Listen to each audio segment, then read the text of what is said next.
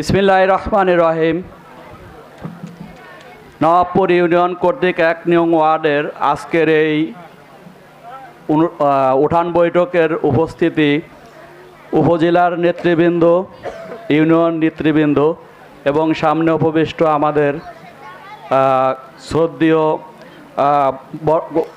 শ্রদ্ধেয় বড় ভাইয়েরা এবং মা বোনেরা, সবাইকে আমার সালাম, আসসালামু আলাইকুম। আসলেও আমি বক্তব্য দিতে পারি না, বক্তব্য দেওয়ার তেমন অভিজ্ঞতাও নেই। আজকের এই অনুষ্ঠান আয়োজন করতে আমার অনেক চ্যালেঞ্জের মুখোমুখি হতে হয়েছে।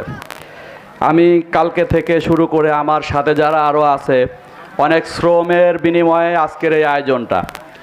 আসলেও আমরা এক জায়গায় এত মানুষকে দেখতে পাচ্ছি, এটা কিন্তু এমনি এমনি হয়ে যায় নাই। এটার পিছনে অনেক শ্রম আছে এবং অনেক পরিশ্রম আছে।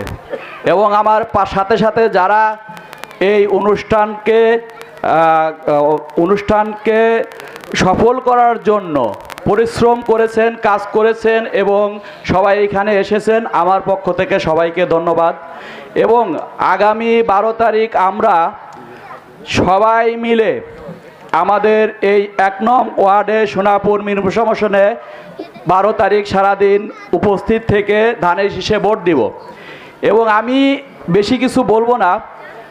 আমি এই এলাকার সন্তান হিসাবে আমাদের এই এলাকাটা আমরা যখনই যে জায়গায় ভোট দেই না কেন, আমাদেরকে কিন্তু সবসময় বলা হয় বিএনপি পাড়া, এবং আমাদেরকে অবহেলাও করা হয়।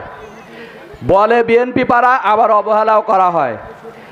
এবং আমরা সবসময়ই চেষ্টা করি ধানের শীষের পক্ষে কাজ করার জন্য, এবং আমরা করিও তাই।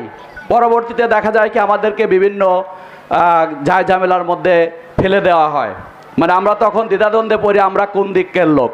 তো আমি মনে করি আজকের এই অনুষ্ঠানের আয়োজনের মাধ্যম দিয়ে অনেকেই ক্লিয়ার হয়েছেন, এবং উপজেলার নেতৃবৃন্দ, ইউনিয়ন নেতৃবৃন্দ তারাও বুঝতে পেরেছেন যে 1 নং ওয়ার্ডের এই পুরাপাড়াবাসী তারা কিসের পক্ষে কাজ করে। এবং আমরা 12 তারিখ সারাদিন ধানের শীষে সবাই ভোট দিয়ে হারুনুর রশিদ হারুন সাহেবকে বিজয় করে আমরা এই রাজবাড়ী 2 আসনকে জনাব তারেক রহমানকে উপহার দিব, এই আশাবাদ ব্যক্ত করে আমি আমার সংক্ষিপ্ত বক্তব্য শেষ করছি। আসসালামু আলাইকুম।